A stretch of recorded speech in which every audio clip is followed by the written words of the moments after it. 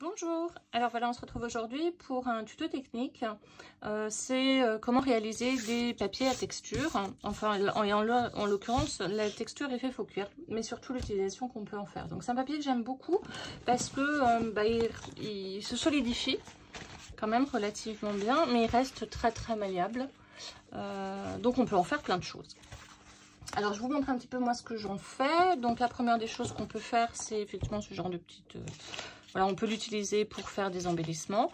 Donc ici, c'est du papier que j'ai texturé et embossé, ensuite teinté avec de l'encre pour faire une petite pochette.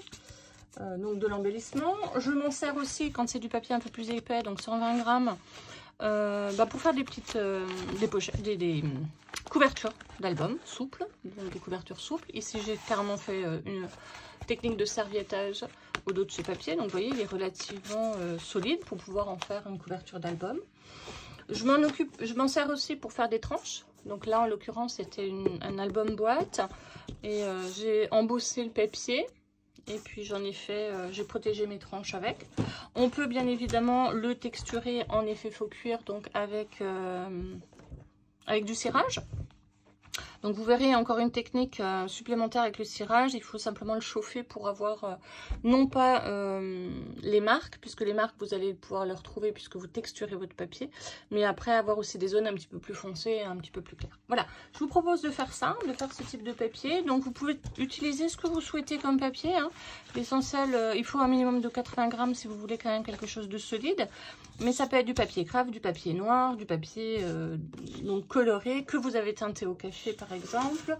Voilà, tout type de papier, minimum 80 grammes, va fonctionner. Alors, je prends un plateau parce qu'on va en mettre un petit peu partout.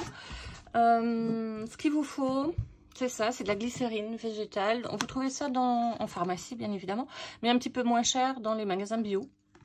Alors, un pot comme ça va vous servir vraiment... Enfin, là, j'ai 200 ml. J'en prends très peu puisqu'il faut un tiers seulement dans un flacon. C'est un tiers de glycérine, 2 tiers d'eau.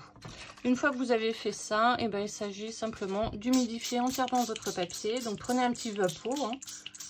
Vous humidifiez entièrement votre papier.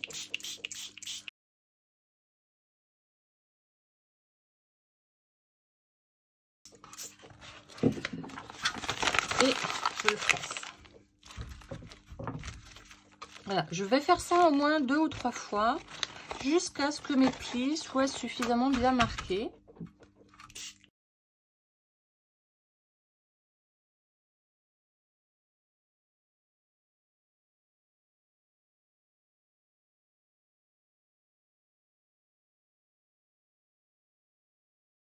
Donc voilà, on va le laisser sécher et c'est ce que vous obtiendrez après.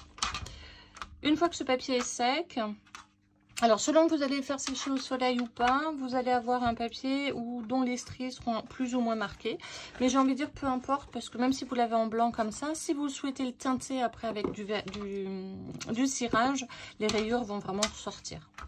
Voilà, donc ça vous pouvez laisser sécher. Donc vous voyez déjà que votre papier il est très souple et relativement solide. Alors, pour effectuer le papier effet faux cuir, il vous suffit simplement de passer un petit coup de cirage. Donc c'est un cirage vraiment bon marché. Hein.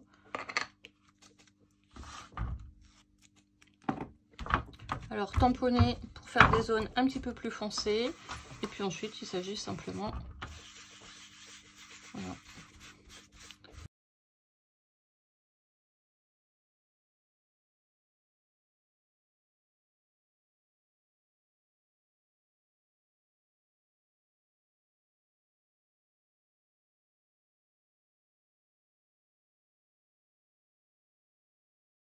Voilà, j'ai à présent terminé de mettre les cires sur mon papier. Donc, bien évidemment, on attend qu'il soit bien sec.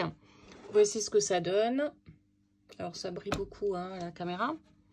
Je vais le laisser sécher. Si vraiment je souhaite faire un peu une texture comme ça, pigmentée, je ne sais pas si vous voyez vraiment la différence, et vous passez simplement votre papier à la chaleur. Donc moi j'ai un petit hot gun et en fait ça fait brûler un petit peu les autres qui sont plus foncés et du coup ça vous fait un petit peu du moucheté. Voilà, c'est un autre effet cuir qui peut être sympa. Voilà, je vous retrouve pour un prochain tuto sur un autre papier texturé qu'on peut réaliser. À bientôt!